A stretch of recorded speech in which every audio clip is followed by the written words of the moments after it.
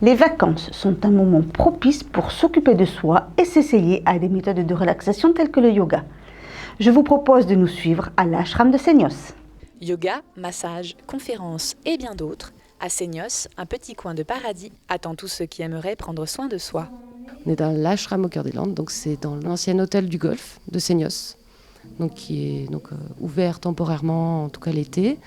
Donc on y a accès de juin à septembre pour proposer du yoga, des massages et des conférences, parce que c'est pas le tout de faire que du yoga en fait. Il faut s'informer aussi de comment prendre soin de soi avant même de pratiquer quoi que ce soit. Faire découvrir au plus grand public en fait toutes ces choses un peu en médecine parallèle si on veut, parce que c'est toujours lié au bien-être et c'est pas par des médicaments, des fois c'est juste par comment bien s'alimenter, être bien dans son corps, dans son esprit, et puis lier une synergie en même temps avec toutes ces personnes.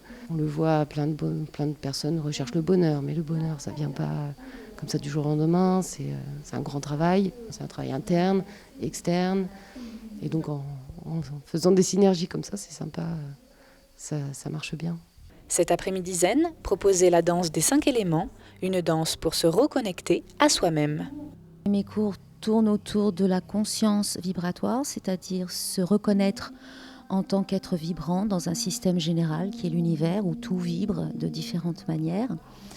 Et je propose dans mes ateliers, que ce soit les ateliers du mouvement ou de la vibration sonore, de se découvrir et de se signifier dans cette conscience, de développer ces perceptions, ces sensations que nous sommes des êtres vibrants. Alors vous me poserez la question ou pas de savoir mais quel est l'intérêt de tout ça ? L'intérêt de tout ça, c'est que ce cheminement nous permet d'accéder à une réalité de nous-mêmes agréable, de bien-être, de sensation de maîtrise de soi, maîtrise de ses émotions et de se sentir plus à sa place sur Terre, parmi les autres et avec soi-même. Donc c'est aussi un travail de l'attention et un travail sur l'intention, c'est-à-dire être conscient de tout ce que l'on est dans un geste, dans un mouvement, dans une parole. Le but de l'affaire, c'est de se laisser aller à la musicalité de la musique, à son effet vibratoire, et d'essayer de laisser son corps vraiment bouger comme il a envie de bouger.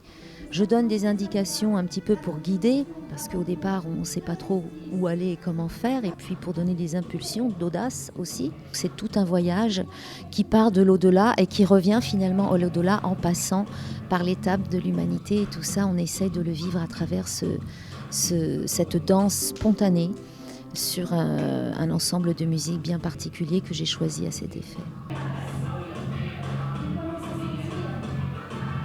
Ça fait drôlement du bien, on découvre plein de choses, on se rencontre autrement et ça a un côté vraiment ludique et pétillant et magique, et c'est aussi une façon de partager agréablement un moment ensemble.